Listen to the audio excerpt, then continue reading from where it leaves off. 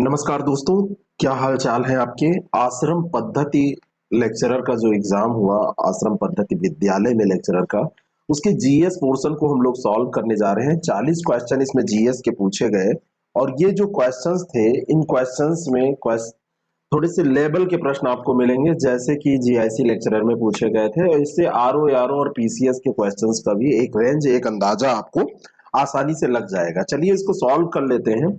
पहला प्रश्न है और पहले प्रश्न को, अब ये कोई भी सीरीज हो, आप सारे प्रश्न ऐसे ही होते हैं, तो ऊपर नीचे करके दिए होते हैं, प्रश्न एक ही होते हैं, तो किसी भी सीरीज में यही प्रश्न होंगे, आप ढूंढ ढूंढ कर उसको मिला लेंगे। सीरीज का कोई मतलब यहाँ पे नहीं है।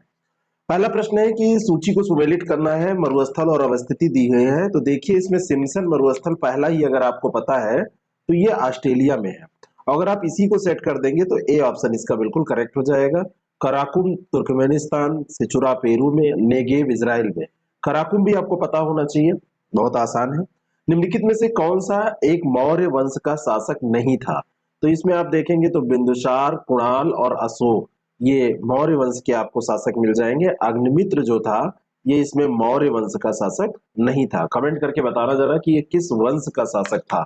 अगर अग्निमित्र के बारे में आपसे पूछ लिया जाए किस वंश का शासक था। किसानों को स्वयं को केवल विदेशी जंजीर से ही आजाद नहीं कराना है, अपितु जमींदारों व पूंजीवादियों से भी आजाद कराना है। ये कथन किसका है, किसने कहा था? तो ये बात है उस समय की जब स्वतंत्रता संघर्ष हमारा चल रहा था, भगत सिंह ने ये बात कही थी। सी ऑप्शन इसका बिल्कुल करेक्ट है। निम्नलिखित में से कौन संयुक्त राष्ट्र विश्व जल विकास रिपोर्ट 2021 का मुख्य शीर्षक है? क्वेश्चन ये करंट अफेयर में हमने डेली 30 में इसको डिस्कस किया है और ये जो शीर्षक है ये है वैल्यूइंग वाटर। डी ऑप्शन इसका बिल्कुल करेक्ट हो जाएगा। अगला जो पेपर का प्रश्न है, सूर सरोवर रामसर स्थल में निम्नलिखित में से कौन सा कथन, इसके संदर्भ में ऐसा कहिए कौन सा कथन सही है? ये उत्तर प्रदेश के लखीमपुर जिले में। तो ये सूर सरोवर ये आगरा में है ना, लखीमपुर जिले में नहीं है, एक ये ध्यान रखिएगा।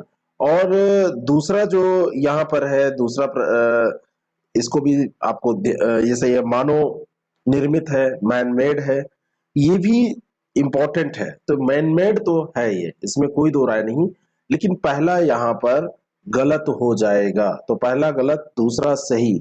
ठीक है, तो बी ऑप्शन इसका बिल्कुल करेक्ट हो जाएगा। और मैंने अभी आपसे एक प्रश्न पूछा था कि अग्निमित्र, तो ये सुंग वंश का था, किसी का उत्तर नहीं आया इसलिए मैंने बताया ये सुंग वंश का था। चलिए अगले प्रश्न पे हम चलते हैं। तो ये जो सूर सरोवर रामसर साइट है, इसको ध्यान रखिएगा, आगे के लिए भी ये इंपॉर्टेंट है। तो यूपी के ये आगरा डिस्ट्रिक्ट में स्थित है। कीथम लेक के नाम से भी इसको जाना जाता है। कीथम लेक भी पूछा जाए तो यही कई बार पूछा भी गया है। मैथ्स के भी ये प्रश्न है, तो इसको देख लेते हैं। ये बाय द वे ये किसका है, ये रीजनिंग का है, तो मैथ्स रीजनिंग में भी तो इसको सॉल्व करेंगे तो इस प्रश्न का आपका उत्तर आ जाएगा 6 का डी आ जाएगा, QRSU सीरीज बैठा लीजिएगा। 7 नंबर प्रश्न का जब आप सॉल्व करेंगे तो 7 नंबर प्रश्न का सही उत्तर हो जाएगा डी, 1960। इसको देख लीजिएगा मैथ्स को सॉल्व करके। उत्तर प्रदेश सरकार द्वारा एक जिला एक उत्पाद योजना शुरू की गई थी, किस तिथि को? ये तिथि पूछी जा रही है। योजनाओं पे हमने एक वीडियो सीरीज स्टार्ट की है, तो धीरे धीरे पुरानी योजनाओं की तरफ भी हम जाएंगे। तो ये 24 जनवरी 1900 कब 18 में शुरू की गई थी। बी ऑप्शन इसका करेक्ट हो जाएगा। यहाँ पर डी ऑप्शन करेक्ट है, ध्यान रखिएगा। और 8 का बी हो जाएगा। 9 मजदूरों में 5 दिनों का वेतन 6300 है, तो 15 मजदूरों के 4 दिनों का वेतन कितना हो जाएगा? तो इस प्रश्न का सही उत्तर बी है, 8400 रुपये हो जाएगा। निम्नलिखित नदियों में से कौन मकर रेखा को, कर्क नहीं, कर्क अगर पूछता तो बदल जाता मामला, भारत में आपको आना पड़ता। मकर रेखा पूछ रहा है ना, ट्रॉपिक ऑफ कैप्रिकॉर्न पूछ रहा है कि 2 बार उसको कौन काटती है? तो यह है लिम्पोपो। डी ऑप्शन इसका करेक्ट हो जाएगा। निम्नलिखित में से कौन सा कैंसर पूरे विश्व में सामान्यतः सर्वाधिक पाया जाता है? जहां तक मेरी जानकारी है, बाकी आप लोगों को अगर डाउट होगा तो बताइएगा।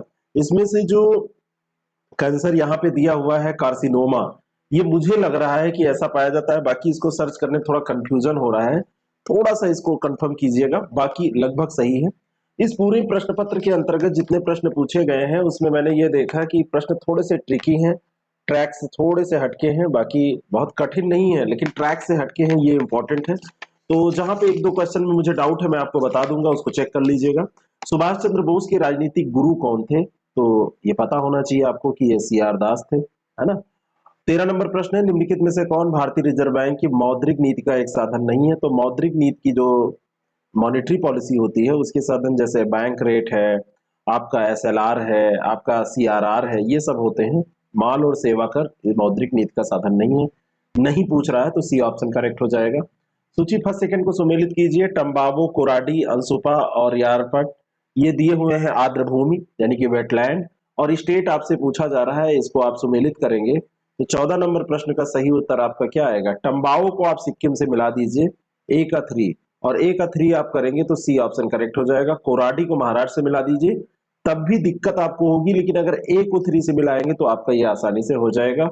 अंसुपा जो है ये ओडिशा में है और यारपट ये मणिपुर में हो जाएगा। यदि x तथा y का योग इसके अंतर का 5 गुना है तब 5xy अपान ये इसका मान आपसे पूछा जा रहा है, तो इसका मान 3 आएगा। जब आप सॉल्व करेंगे 3 आना चाहिए, सी ऑप्शन इसका करेक्ट हो जाएगा। यदि किसी गोले की त्रिज्या 2 सेंटीमीटर बढ़ा दी जाती है तो इसके पृष्ठीय क्षेत्रफल में 352 सेंटीमीटर की वृद्धि हो जाती है। इसको आप सॉल्व करेंगे तो आपका ये 6 सेंटीमीटर आएगा। गोले की वास्तविक त्रिज्या क्या है? ए ऑप्शन इसका बिल्कुल करेक्ट हो जाएगा। अगला जो प्रश्न है, निम्नलिखित में से कौन सा एक सही सुमेलित नहीं है? सौज झील, मैनपुरी, ये सही है। शेखा जी, देखिए यूपी के प्रश्न इसमें बहुत सारे हैं और यूपी के प्रश्न थोड़े से टफ है, तो अगला एक यूपी का हम सोच रहे हैं कि कुछ ऐसा किया जाए कि टफ प्रश्नों को तैयार कर लिया जाए। सौज झील मैनपुरी सही है, शेखा झील अलीगढ़ सही है, बकीरा झील संत कबीर नगर सही है। सरसई जो झील है ये इटावा में है, और इटावा में होने के कारण ये आगरा जो दिया है ये गलत हो जाएगी। डी ऑप्शन इसका करेक्ट हो जाएगा, है ना, क्योंकि ये आगरा में नहीं है, ये इटावा में है। जीन के भीतर आधार अनुक्रम परिवर्तन, अंग्रेजी में पढ़िए, base sequence with in the gene is called change in base sequence. कहाँ पे बेस सीक्वेंस में जो चेंज होता है तो उसको क्या कहा जाता है? तो इस प्रश्न का सीधा आपसे ये म्यूटेशन पूछ रहा है, उत्परिवर्तन पूछ रहा है। बी ऑप्शन इसका बिल्कुल करेक्ट हो जाएगा। अगला जो प्रश्न है, तक्षशिला विश्वविद्यालय का निम्नलिखित में से किसने उत्खनन कराया? अब ये जो क्वेश्चन है, इसको जब आप टैक्सिला के बारे में पढ़ेंगे, टैक्सिला यूनिवर्सिटी के बारे में पढ़ेंगे, तो आपको सबसे पहले जो मिलेगा उत्खनन में, तो इसमें नाम मार्शल का भी मिलता है, लेकिन टैक्सिला यूनिवर्सिटी का अगर आप सर्च करेंगे तो स्टार्टिंग किसने किया था टैक्सिला यूनिवर्सिटी की, अगर इसकी बात करें कि उत्खनन की स्टार्टिंग किसने किया था, एक्सकेवेटेड किसने कराया था, तो थोड़ा सा इसमें कंफ्यूजन होगा, वो ऑप्शन यहाँ पे दिया ही हुआ नहीं है ना। तो एक्सकेवेटर इसके कौन थे, अगर ये आप डालेंगे तो आपको थोड़ा सा कंफ्यूजन यहाँ पर हो सकता है। तक्षशिला यूनिवर्सिटी एक्सकेवेटर अगर आप डालेंगे तो कनिंग का नाम इसमें आएगा, और जो तक्षशिला साइट है उसमें आएगा मार्शल का नाम, तो बी ऑप्शन इसका करेक्ट इस हिसाब से हो जाएगा। बाकी जो नाम वैसे आपको मिलेगा तो थोड़ा सा यहाँ पर समस्या होगी, ठीक है ना। जॉन मार्शल, वैसे ही इसका आंसर मुझे लग रहा है कि 99.9% सही है। आर्कियोलॉजिकल सर्वे ऑफ इंडिया के ये डायरेक्टर रहे हैं और इन्होंने ही तक्षशिला का कराया था। तक्षशिला साइट में फिर कनिंग का नाम भी आता है, लेकिन ये सही है, बी ऑप्शन इसका करेक्ट हो जाएगा। अब देखिए यहाँ पर एक ये प्रश्न पूछा गया 20 नंबर, एक जिला एक उत्पाद, ओडीयूपी से प्रश्न पूछा गया है। अब यहाँ पर देखिए ये जो है खाद्य प्रसंस्करण उद्योग का आपसे पूछ लिया है, खाद्य प्रसंस्करण उद्योग मंत्रालय का।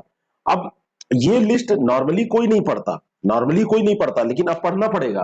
तो 20 नंबर प्रश्न का सही उत्तर, इसको आप जो सुमेलित करेंगे तो लहसुन आपको मिलेगा ये मैनपुरी में, और प्याज आपको जो है वो मिल जाएगा गाजीपुर में। तो 2 और 3 इसको मिलाएंगे तो बी इसका उत्तर होगा। मिर्च आपको मिलेगी देवरिया में, और हल्दी आपको मिलेगा ललितपुर में। अब ये लिस्ट भी हमको पढ़नी पड़ेगी। इस तरीके से देखिए टफ क्वेश्चन आपसे यूपी से पूछे जा रहे हैं। ग्रेट इंडियन वेस्टर सोन चिरैया के कृत्रिम प्रजनन के लिए स्थापित किया गया संरक्षण प्रजनन केंद्र कहां पर अवस्थित है? तो ये जैसलमेर है। जैसलमेर पड़ता है आपका कहां पर? राजस्थान में। तो सी ऑप्शन इसका करेक्ट है। निम्नलिखित आकृति में लुप्त संख्या ज्ञात कीजिए, इसको आप सॉल्व करिए। नॉर्मल सा प्रश्न है, सबका स्क्वायर करके जोड़िए, तो यहाँ पे 1 हो जाएगा, यहाँ 4 हो जाएगा, यहाँ 64 हो जाएगा, तो ये आपका हो जाएगा 69। इसमें से 4 माइनस कर दीजिए तो आ जाएगा 65। इसका ऐसे करिए 25, ये 9 और ये 4, इसको आप जोड़िए तो ये आ जाएगा 38, है ना। इसमें से आप 4 माइनस कर दीजिए तो आ गया 34।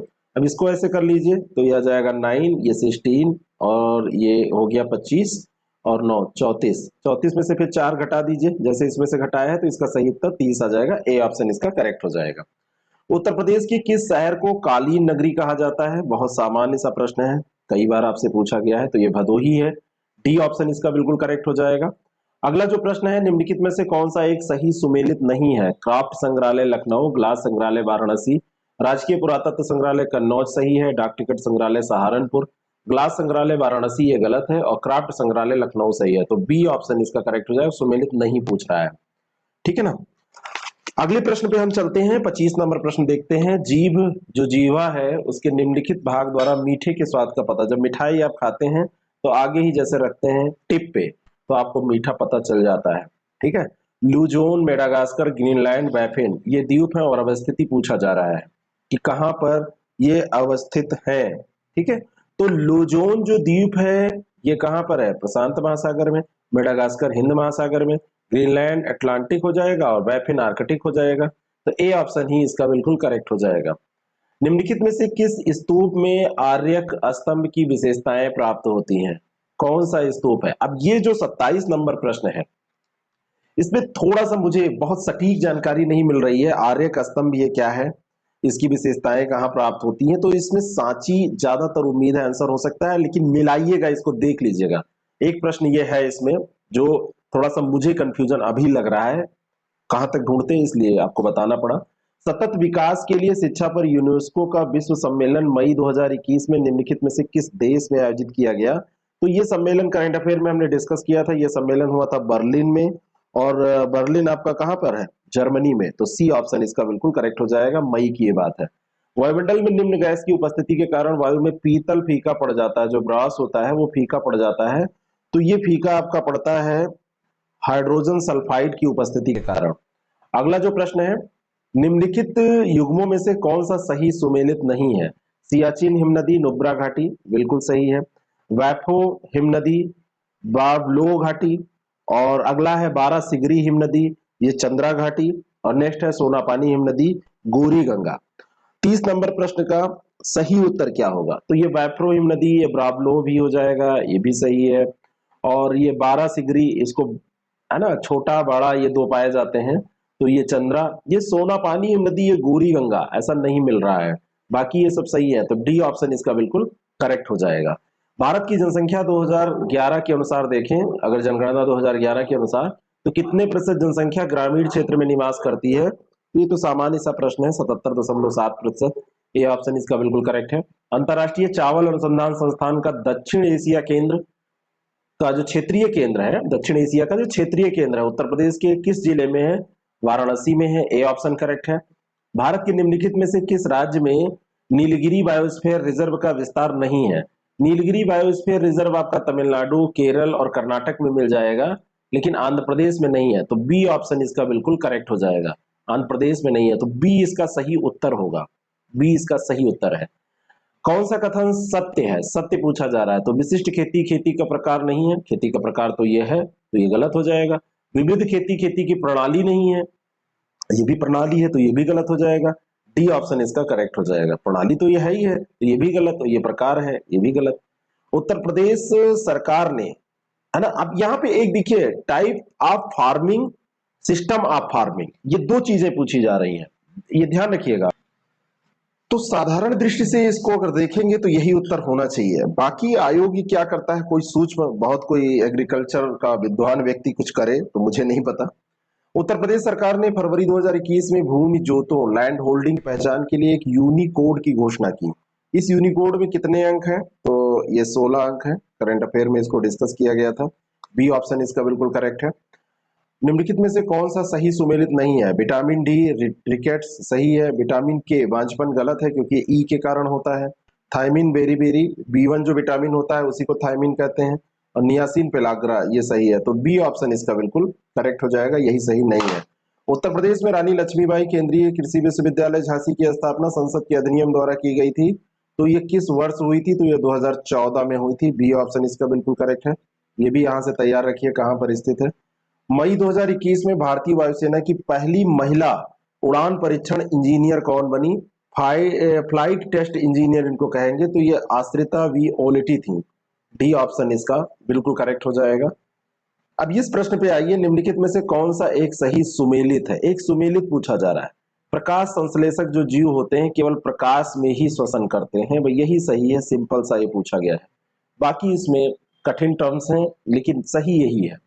जैसे एनामॉक्स, अब नॉर्मली ऐसे नहीं सुना गया है, अब जो इस क्षेत्र के पढ़ने वाले लोग हैं वो जानते होंगे। और आपको मैं बताना चाहता हूं कि इसी तरीके से अगर आपका पेपर होने वाला है और आप चाहते हैं कि प्रैक्टिस करें, तो हमारा एक यूपीपीसीएस प्रीलिम्स का टेस्ट सीरीज प्रोग्राम हमने लॉन्च किया है। 1 अक्टूबर से 20 अक्टूबर तक ये चलेगा। 150 प्रश्नों का इसमें फुल टेस्ट रोज आपको मिलेगा। तो ऐसे ही प्रैक्टिस जब आप करके जाएंगे इसको, तो आपको निश्चित तौर पर इसका लाभ मिलेगा। अगर आप इसको ज्वाइन करना चाहते हैं तो व्हाट्सएप ये हमारा है 6307281212, इस पर PCS20 लेके आप मैसेज कर दीजिए। इसको लिख के मैसेज करेंगे तो आपको जानकारी मिल जाएगी, या IAS प्रेप एकेडमी ऐप के माध्यम से भी इसको ज्वाइन कर सकते हैं।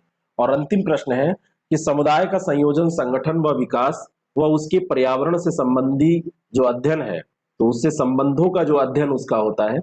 ऐसे इसको करिए कि स्टडी ऑफ रिलेशनशिप बिटवीन जो composition, organisation and development of communities, अगर इसको हटा दिया जाए तो relationship between communities and their environment, communities और एनवायरमेंट के बीच का जो रिलेशन होता है उसको साइनिकोलॉजी कहते हैं, समपरिस्थितिकी कहते हैं। डी ऑप्शन इसका बिल्कुल करेक्ट हो जाएगा।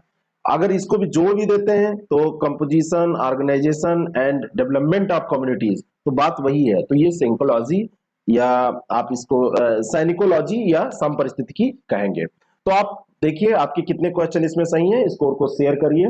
फिर जीआईसी वाला भी अभी हमको देखना है कि कितना लोगों का सही है, इस पे एक सर्वे भी हम करेंगे। और फिर मिलते हैं अगले किसी पेपर के साथ, किसी सेशन के साथ। Thank you so much.